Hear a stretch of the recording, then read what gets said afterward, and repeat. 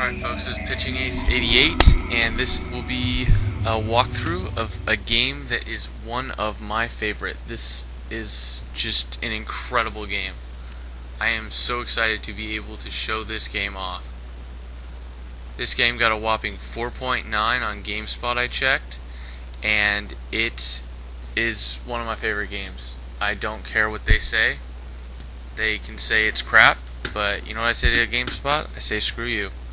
Because no matter what they say, this game will never change how much I enjoy this game. And this game is by Ubisoft UK.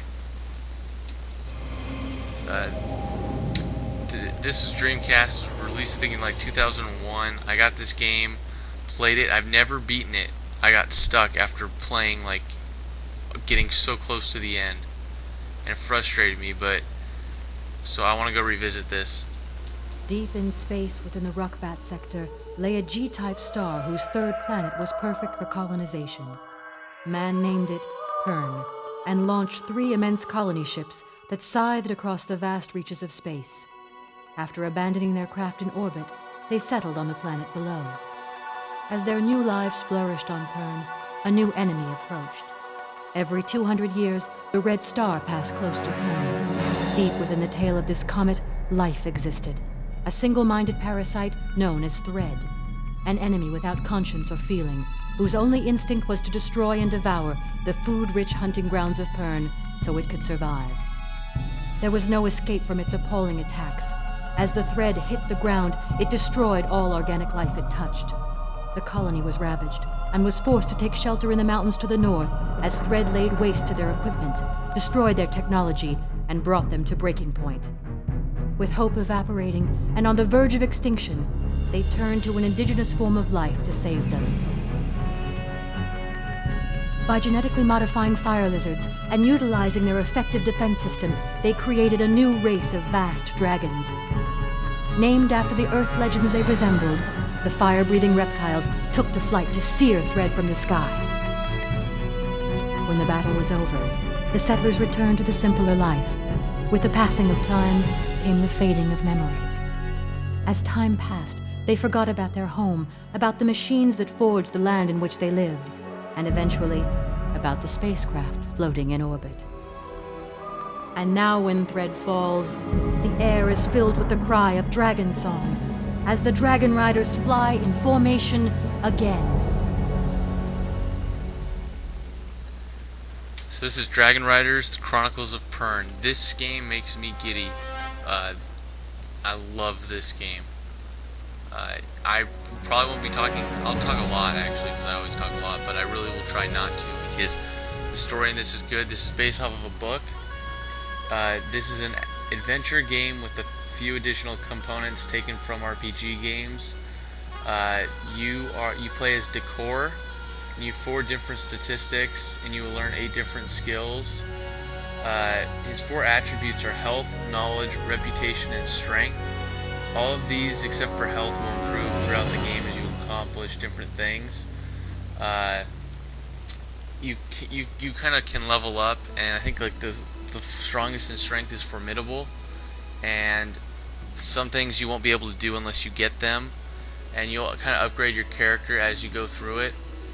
This game was, oh my gosh, I heard so many bad things about this game when I was researching it before I actually was going to record this, and I gotta say I was frustrated at what people were saying about this game. I know the graphics aren't great, but I mean it also might be due to the fact that dragons are cool, and I can never say anything bad about dragons. And I thought it had a really good story.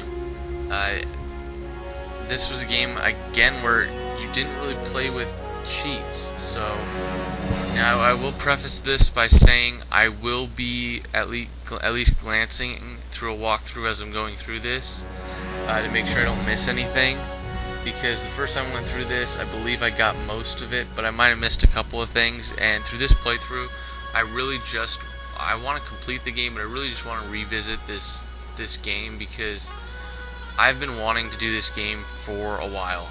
I was gonna wait till I got a new recorder, but I can't wait. I might record it even again. If there's one game on YouTube or on Game Anyone that I would want on there, this would be the game. There's none that I could find on YouTube of this game, and Game Anyone doesn't even have it listed. They will, though, very soon.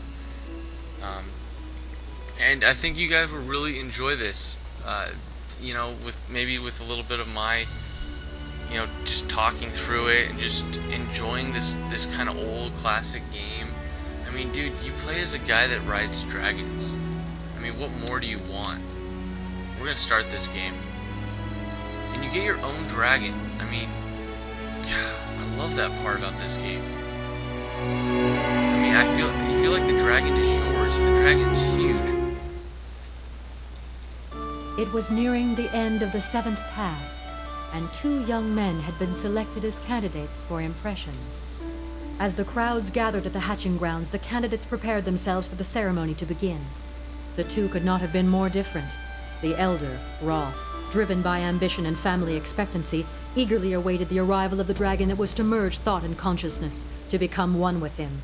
The other, Dalcor, was filled with fear. He had heard the tales about the dangers these ceremonies held.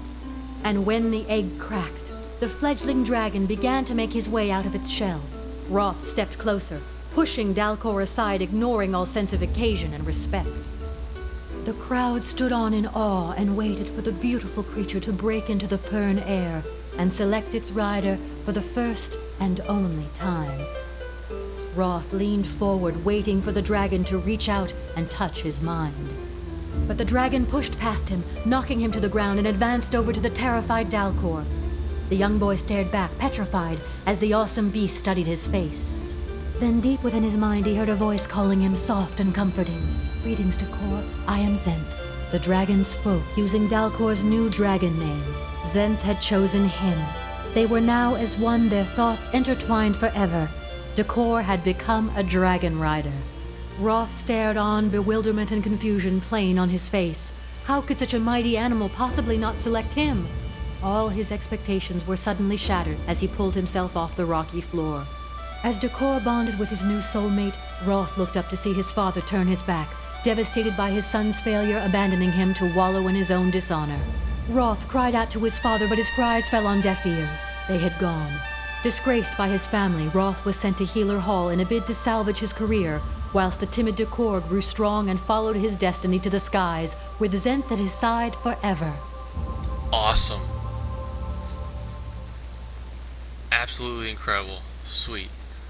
So we get this dragon, and this dragon's like with you, and he talks with you. He's like inside your mind. It's so cool. Develop such a good relationship with him. I love Zenth. That's sad I even remember his name. Cool.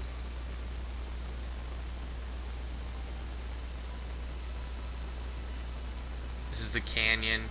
This is where we live. We live like in a rock, inside of a mountain, I believe. I don't really remember. I haven't played this game in forever. This game I might have to stop a couple times just so I can figure out what we're doing. This game will probably take a while just because it'll be a lot of me searching around. But I mean, this game is awesome. I'll make this game awesome. If you never thought anything about this game, if you've never even seen this game, I will make this game awesome. Okay, there are a lot of loading screens, I will admit, and they are kind of long. But I'm just gonna talk through them, and just because I love this game, man. But yeah, if you don't like this game, or you never even thought of this game, or you've seen it, you saw it like a clip, I'll make you like this game. And actually, if the loading screen is gonna be this long, I'll just cut them out like I did in my KOTOR walkthrough.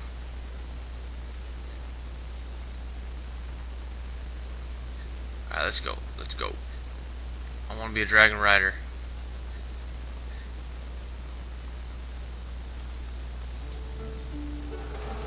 Yes, that is me, Dalcor.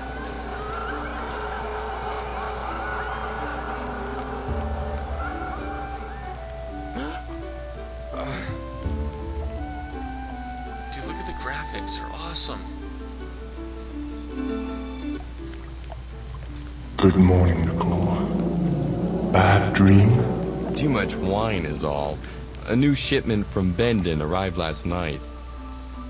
I know. Everyone had a good time, though. Just as Nalia would have wanted. She was a good whalewoman. She'll be missed around here. None will miss her more than Marath. She is desolate and risks leaving her clutch. A gold never leaves her clutch, with or without their werewoman.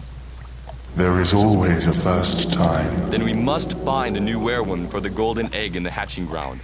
I'm sure Sabor realizes the situation. Alright, this is Pitching Ace 88. I'll see you guys in the next video. I'm out.